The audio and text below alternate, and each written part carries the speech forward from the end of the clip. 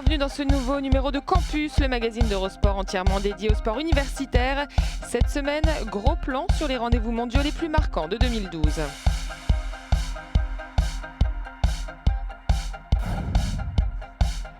Et dans la deuxième partie de ce numéro, nous vous dirons tout sur les mondiaux de patinage de vitesse à Zakopane en Pologne.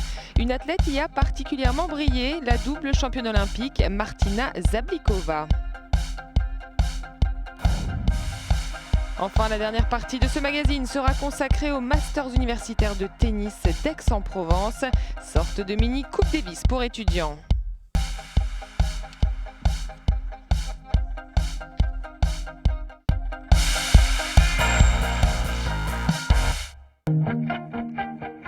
2012 a été une année historique pour la Fédération internationale de sport universitaire. 27 championnats du monde ont été organisés par la fédération, 101 nations, 5945 athlètes y ont participé. 802 médailles ont été distribuées au total lors de ces différentes compétitions. La FISU qui a fêté cette année les 49 ans des championnats du monde universitaires, une compétition auquel 59 000 athlètes ont participé.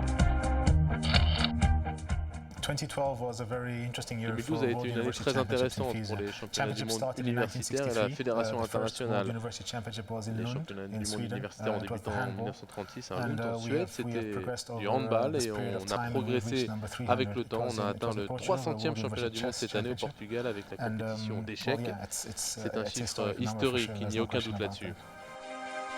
La FISU a ajouté de nouvelles compétitions cette année avec le netball, sport très populaire en Afrique du Sud, en Australie et en Nouvelle-Zélande, ou encore le patinage de vitesse. 2012 nous a vraiment beaucoup apporté, on a ajouté de nouveaux sports au programme, par exemple le basket 3 contre 3 qui est très excitant pour la FISU, pas seulement parce que nous avons de bonnes relations avec la Fédération internationale de basket, mais parce que c'est un sport qui grandit très vite. Ils savent que c'est un sport d'avenir, on a une première édition en Serbie, c'était très bien organisé avec un bon niveau, on a vraiment vu que c'était un sport qui allait faire partie du futur de la fédération.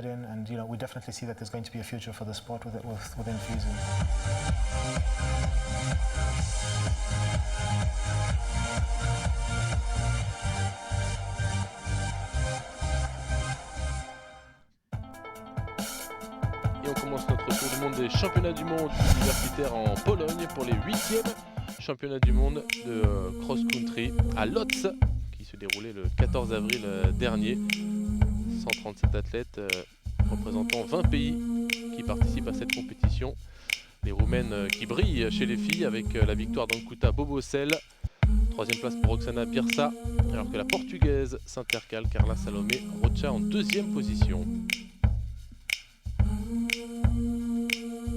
Chez les garçons, victoire de l'Algérien Abdelmajed Touil devant le Japonais Yuta Shitara et Daichi Motomura, les Japonais qui remportent les 2 courses par équipe.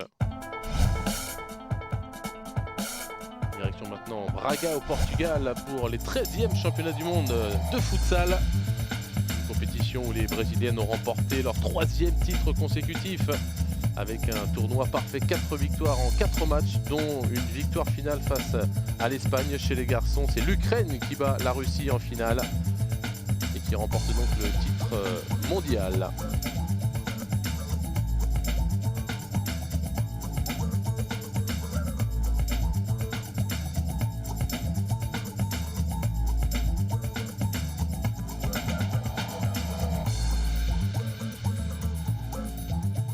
Donc devant la Russie et le Portugal a noté la décevante 5e place des Brésiliens, les Brésiliennes par contre qui s'imposent 5e place pour l'équipe de France. Direction Kazan en Russie pour l'une des 3 compétitions disputées sur le site des prochaines Universiades en 2013. 26 pays présents avec 13 catégories différentes, avec l'Allemagne qui a brillé, 3 médailles d'or pour l'équipe nationale allemande, 2 médailles d'or pour l'équipe italienne, 2 d'argent et 2 bronze, alors que la Russie a également brillé avec 4 médailles. Le même total que l'équipe de France qui remporte le 400 barreur point léger avec Augustin Moutarde, Édouard Joinville, Guillaume Casse, Théophile Onfroy, l'une des 4 médailles de l'équipe de France dans cette compétition.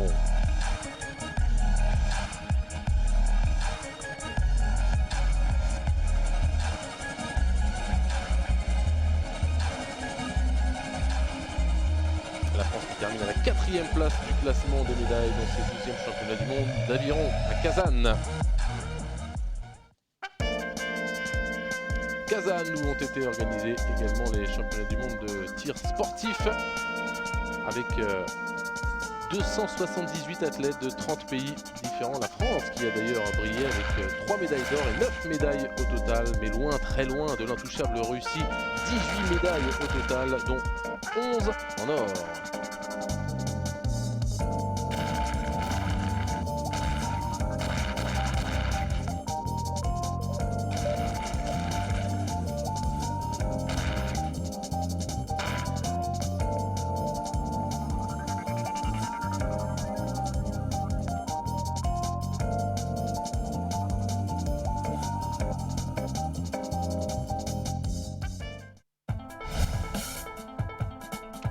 Direction le Brésil pour les 21e championnats du monde universitaire de handball. C'est la première fois que cette compétition se dispute en dehors de l'Europe, avec une compétition dominée par des Européens et la République tchèque qui s'impose avec une victoire finale devant le Portugal. A noté la présence de plusieurs équipes sud-américaines, notamment l'Uruguay et le Chili qui participaient pour la première fois à ces championnats du monde universitaire. 3e place pour le Brésil, 4e les Polonais. La Turquie, elle, termine 5e. Alors que chez les femmes, c'est également la République tchèque qui s'impose devant 2 autres nations européennes, la Roumanie et la Pologne. 2 équipes sud-américaines aux 4e et 5e place, à savoir le Brésil et l'Uruguay. Mais c'est le succès total pour les Tchèques dans ces championnats du monde de handball.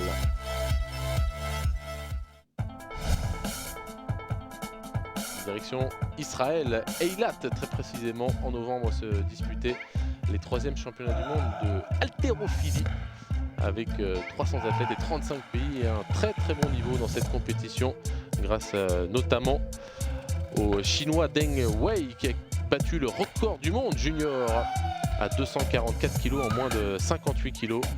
Mais cet événement a surtout été marqué par la performance de Meng Suping en plus de 75.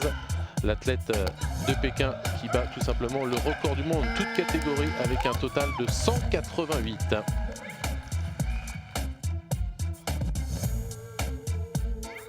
La voici Meng Suping après la belle performance de Deng Wei. Et donc cette performance hors du commun pour une compétition universitaire dominée largement par la Chine qui remporte 18 médailles au total, dont 13 en or. La Russie derrière avec 5 médailles d'or. Et la Chine Taipei qui récupère les miettes, 3 titres pour les Chinoises. On continue notre tour du monde avec la Corée du Sud à Gwangju très exactement pour le badminton. 190 athlètes et 19 pays participaient à cet événement. Et le pays hôte qui était emmené notamment par son champion olympique Young Dae Lee qui remporte pour son pays le double en compagnie de Kim Ki-jung. Les Chinois brillent également grâce à Kai Wen qui remporte le titre en simple messieurs face à l'Espagnol Pablo Abian.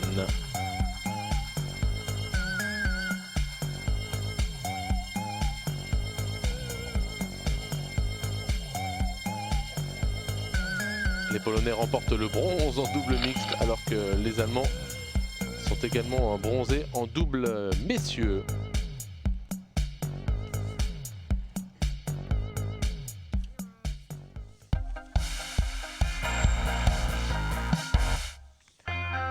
C'est à Kazan en juillet 2013 que les prochaines universiades d'été feront étape. Pour être certain du bon déroulement de l'événement, la ville a accueilli 3 championnats du monde l'année dernière, l'aviron, le canoë et le tir. Ça nous a permis de jauger les aptitudes de la ville à pouvoir organiser dans la foulée 3 championnats du monde.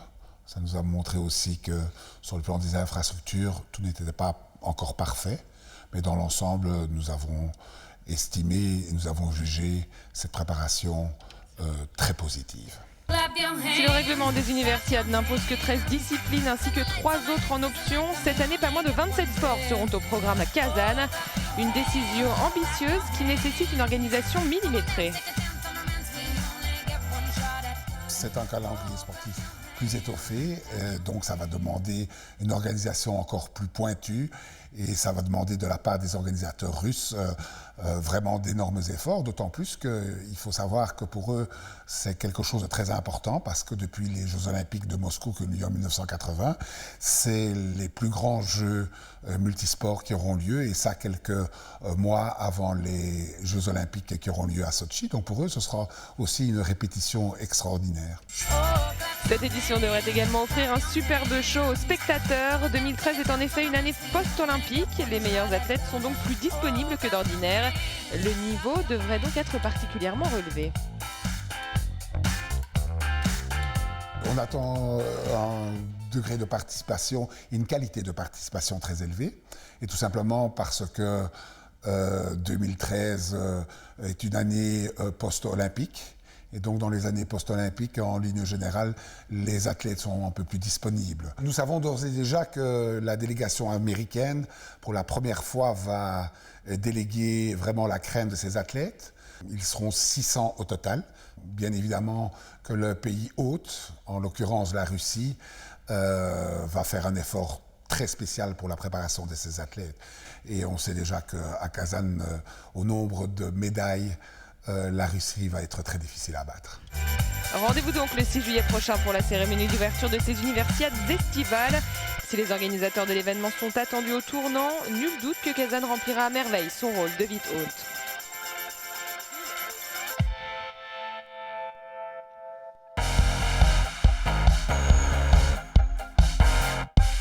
Après la pause, Campus vous emmène à Zakopane pour les premiers championnats du monde de patinage de vitesse. Visite également, rencontre avec Martina Zablikova.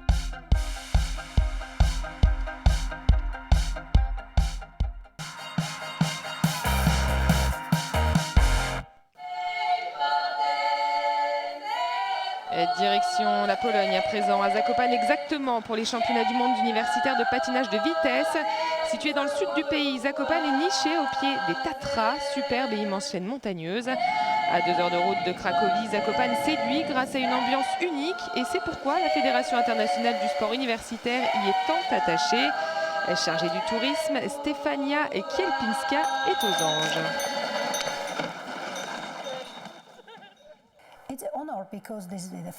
C'est un honneur car ce sont les premiers mondiaux étudiants de patinage de vitesse. Zakopane a déjà accueilli les universiades d'hiver en 1993 et en 2001. Je suis très heureuse également en tant qu'athlète car j'y ai moi-même participé 3 fois. C'était sur le ski de fond. Donc je suis vraiment ravie car toute l'ambiance du sport étudiant s'invite finalement dans ma ville.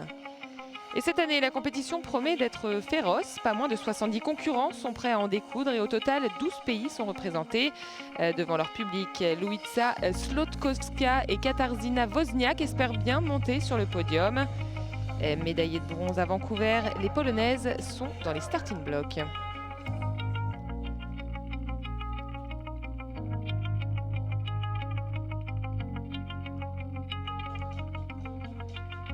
Une autre invitée de marque pourrait bien apporter encore plus de piment à cette compétition. La double médaille olympique de Vancouver, Martina Sablikova, sera elle aussi de la partie. Au départ du 3000 mètres, la Tchèque fait donc figure de femme à abattre. Ses concurrentes ne s'y sont pas trompées. Dès le début, la Tchèque prend les devants et semble intouchable.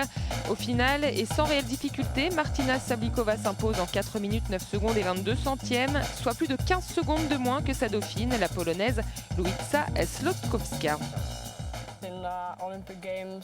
Aux Jeux Olympiques, tous les participants sont des pros, alors qu'ici, les étudiants essayent d'être bons à la fois en sport, mais aussi à l'école.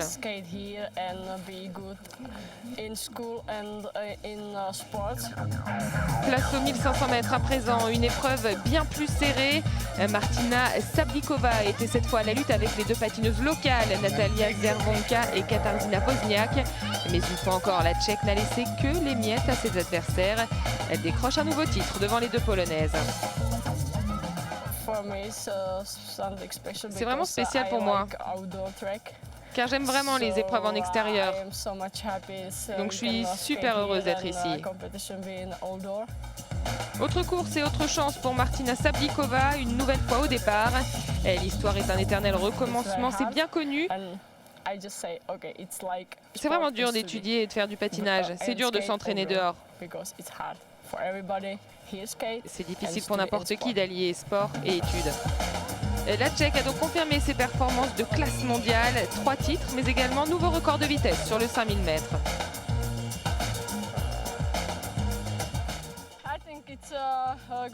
Je pense qu'on a fait une super préparation. On s'est bien entraîné avec mon coach. Je suis championne olympique et j'ai remporté les Masters. Donc tout ça, c'est également grâce aux personnes qui travaillent autour de moi. Donc merci beaucoup à tous.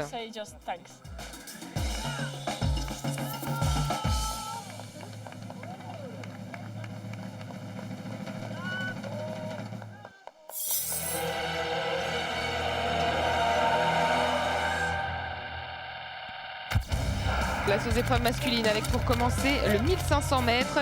Devant son public, Jan Szymanski a dominé la course pour s'imposer devant le Norvégien Evan Johansson, tandis que l'autre Norvégien, Epset Veit, s'empare de la médaille de bronze. L'université de Poznan m'a aidé à organiser mon emploi du temps, donc je bénéficie d'un programme individuel. Un programme individuel qui semble donc avoir largement porté ses fruits. Nouvelle course et nouvelle victoire pour Szymanski sur 1000 mètres. Mais le Polonais a eu chaud, seul un tout petit centième le sépare de son poursuivant. Mes professeurs et moi, on s'arrange pour les dates d'examen, car je n'ai pas beaucoup de temps pour étudier. C'est 220 jours d'entraînement pendant l'année.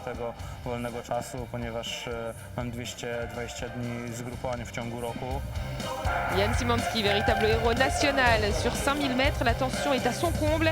L'étudiant espère bien décrocher un nouveau titre, mais ses concurrents sont prévenus et tous veillent au grain. Malheureusement pour eux, Szymanski est insatiable. Une nouvelle victoire et 3e médaille d'or pour le Polonais.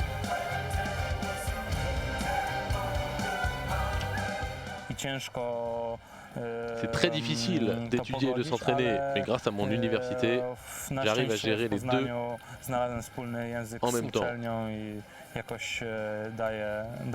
Même si ça reste un défi de tous les jours.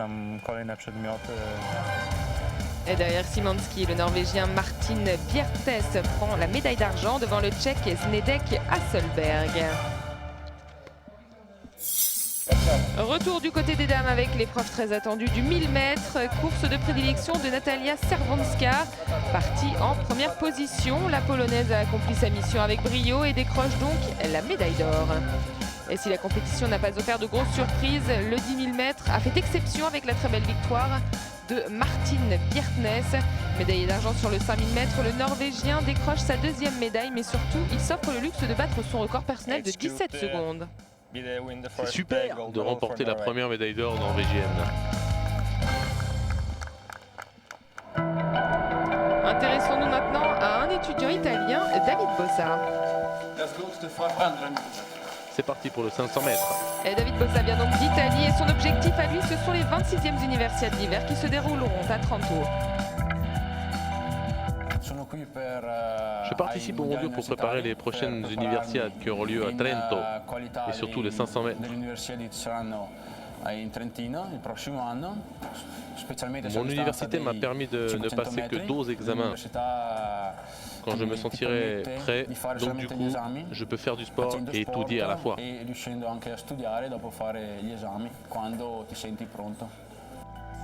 Aligné sur le 500 mètres à Zakopane, David a finalement terminé 4e.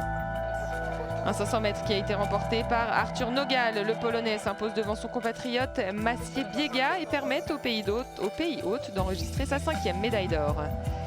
Les dames n'étaient évidemment pas exemptées de 500 mètres. Victoire de la Bélarusse Ksenia Zaduskaya. 2e, la Polonaise Luisa Zlotkowska décroche l'argent devant Rike Jepson. Il ne restait plus que les épreuves par équipe pour terminer cette superbe semaine. Dans la course masculine, la Norvège a terminé en première position, suivie par la Pologne et le Kazakhstan. Même trio gagnant chez les dames, mais cette fois-ci, ce sont les Polonaises qui ont été les plus rapides. La Pologne a devancé les Kazakhs et les Norvégiennes.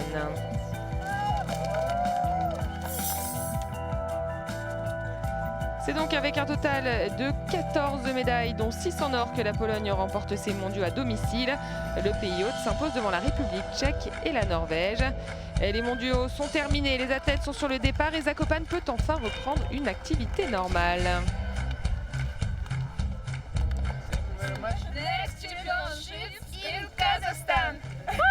Et si les températures étaient bien loin en dessous de zéro, l'ambiance de ces championnats du monde a été plus que chaleureuse et la ville de Zakopane a tenu son rang de ville d'accueil avec succès.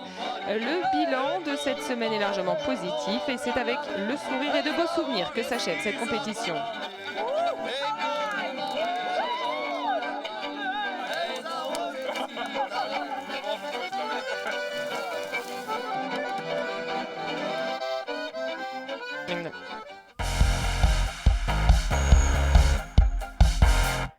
Restez avec nous, juste après la pause, nous prendrons la direction d'Aix-en-Provence. C'est dans le sud de la France que les meilleures nations mondiales se sont retrouvées pour un tournoi de tennis très spécial. A tout de suite.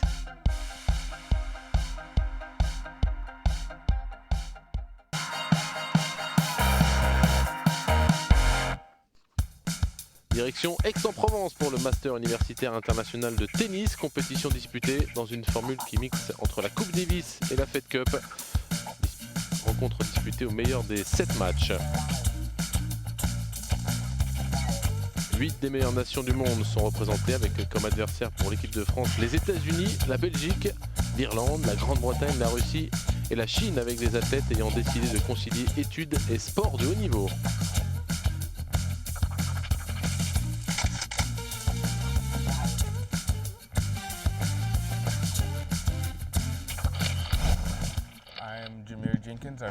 Salut, je m'appelle Jermaine Jenkins, je suis américain, j'étudie l'anthropologie à l'université de Virginie. Je suis Michel Dornbusch, 22 ans, j'étudie le management sportif et la communication à Cologne. Je suis en licence 3, enfin troisième année de licence en STAPS et cette année du coup j'ai repris un deuxième cursus scolaire, première année de sciences de l'ingénieur. Salut, je m'appelle Zoé Scandalis, je suis de San Diego en Californie et en ce moment je suis à Los Angeles et je suis deuxième année. Dans une ambiance festive, 8 équipes représentées par 48 étudiants se disputent le trophée.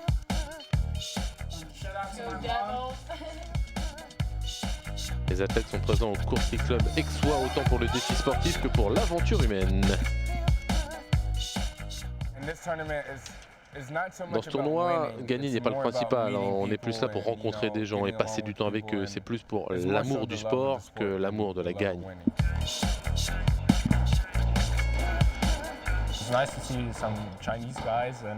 C'est sympa de voir des Chinois et des mecs qui viennent des États-Unis ou de Belgique ou de France.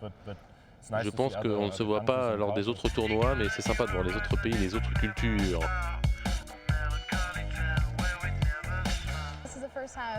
C'est la première fois que je représente les États-Unis.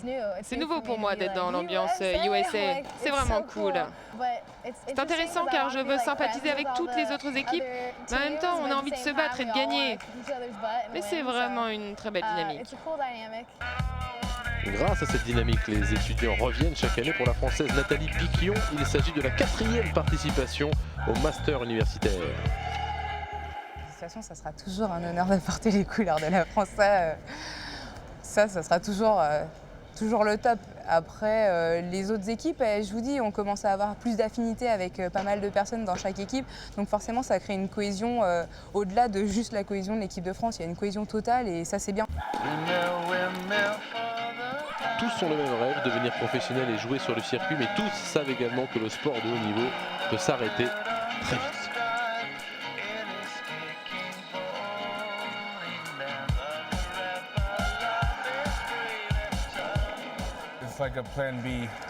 C'est comme un plan B. Le plan A, c'est le tennis. Le plan B, les études. Le plan C, ce serait de devenir professionnel. On va bien voir comment ça va se passer. Je deviendrai professionnel après mon diplôme et j'espère que ça fonctionnera. Si ça ne fonctionne pas, voilà pourquoi je fais des études.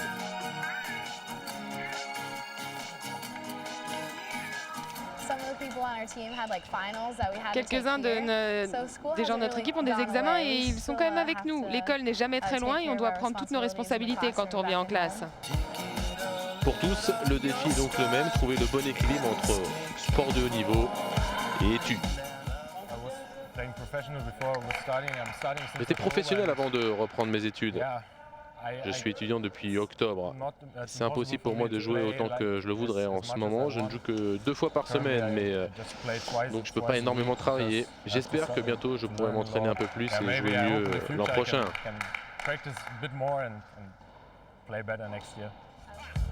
Autre joueuse à avoir connu le circuit pro, la française Nathalie Piquillon, 177e il y a 2 ans. Elle se consacre aujourd'hui à ses études.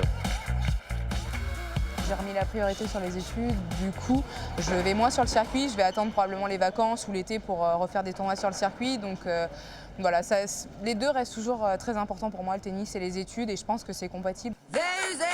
Pour aider les athlètes à atteindre le haut niveau, certaines équipes sont coachées par des entraîneurs de top niveau mondial, à l'image de l'américain Greg Payton, entraîneur des débuts de Pete Sampras, Jim Courier et Andy Roddick.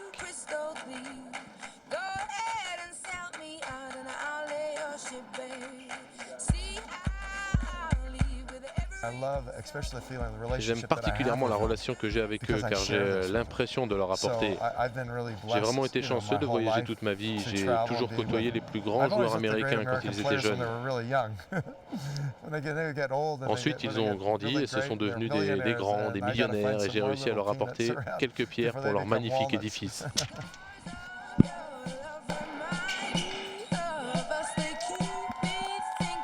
Pour la 2e année consécutive, ce sont les États-Unis qui remportent le Master avec une victoire 5-2 en finale face à l'Allemagne. 3e victoire en 4 ans pour l'équipe américaine. 3e place pour la Russie. La France, victorieuse de la compétition en 2009 et 2011, se classe 4e.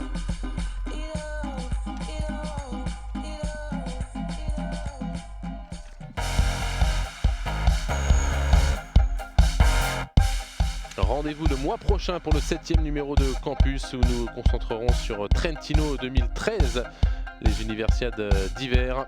Gros plan également sur Thomas Sykora, le biathlète champion du monde et héros du sport universitaire.